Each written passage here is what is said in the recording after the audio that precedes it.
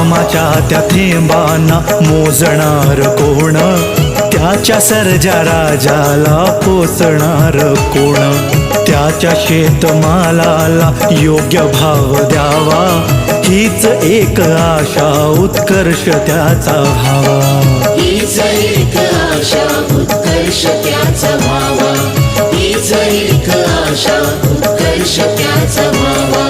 सांगा कधी संपेल त्याचा वनवास, सांगा कधी संपेल त्याचा वनवास, सांगा कोण देईल त्याच्या पिला घास, सांगा कोण देईल त्याच्या पिला घास.